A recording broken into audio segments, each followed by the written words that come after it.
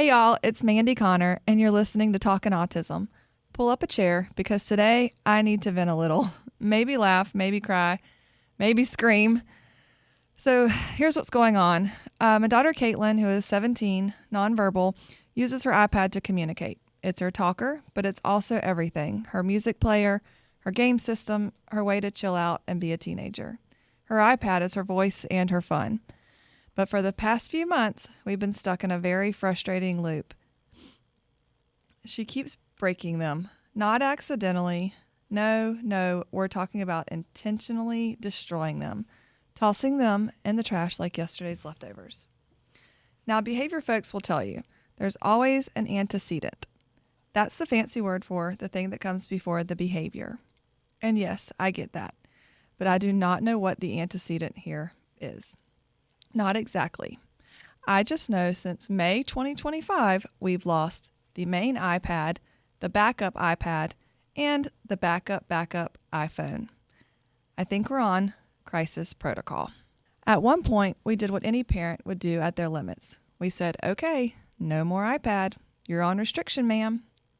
But let's be real. Taking away a talker comes with a whole new level of stress.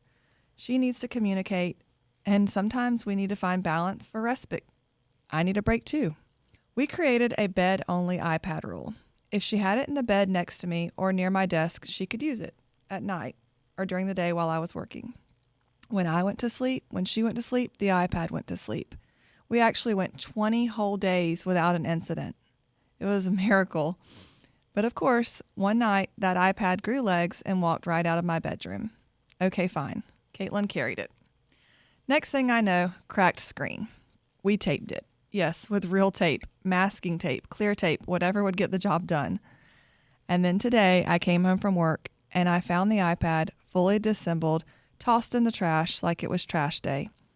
Case off, tape off, screen exposed, trash can burial. So guess who's back on restriction?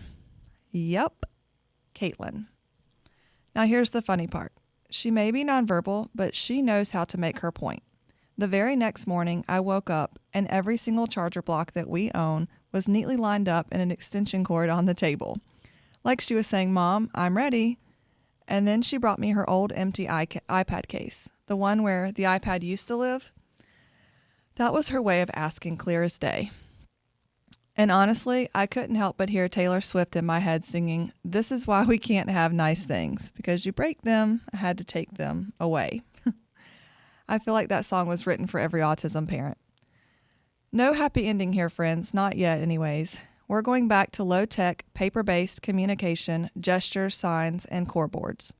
I'm also on the hunt for a little FM radio, something old school, something simple, indestructible, with a few buttons, maybe a $10 Goodwill find.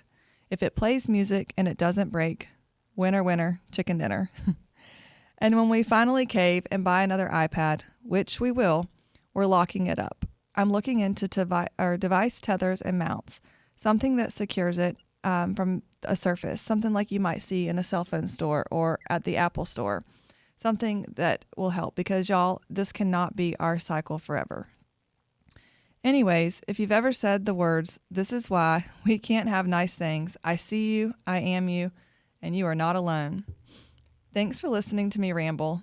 I'll keep you posted on the next chapter of the iPad Chronicles. Until then, remember, it doesn't get easier, we just get better at it. Pull up a chair, I'm talking autism, and I'm so glad you're here.